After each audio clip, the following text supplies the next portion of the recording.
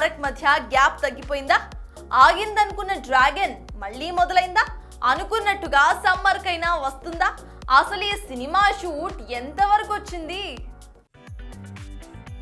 Cinema తీస్తానంటే క్యూలో ఉండే producers, ఎగబడి కొనుక్కునే డిస్ట్రిబ్యూటర్స్, కలెక్షన్ల వర్షం కురిపించే ఆడియన్స్, టెలికాస్ట్ అయితే టీఆర్పీలు పెంచుకునే టీవీ ఛానల్స్.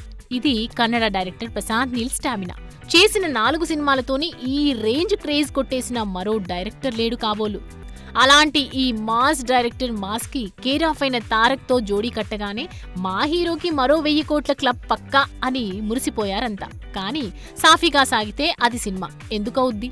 సడన్ గా సినిమా ఆగిందని, నీల్ తారక్ల మధ్య గ్యాప్ వచ్చిందని, ఇక సినిమా ఇప్పుడిప్పుడే పట్టాలెక్కడం కష్టమని ఊదరగొట్టింది మీడియా. కానీ అది మధ్య గ్యాప్ కాదు, సినిమాకి జస్ట్ బ్రేక్ అంటూ వచ్చే డిసెంబర్ 1న రీస్టార్ట్ చేయబోతున్నారని టాక్. డిసెంబర్ 1 నుంచి 24 వరకు హైదరాబాద్లోని RFCలో ఒక స్కెడ్యూల్, జనవరి 5 నుంచి 25 వరకు ఫారిన్లో మరో స్కెడ్యూల్ కోసం వచ్చే 2 నెలల్లో తారక్ ఏకంగా 45 రోజుల డేట్స్ ఇవ్వబోతున్నాడని ఫిల్మ్ సర్కిల్స్లో వినిపిస్తున్న మాట. మొత్తానికి గ్యాప్ వచ్చిందనుకున్న ఈ సినిమా ఇప్పుడు జోరు పెంచబోతోందన్నమాట.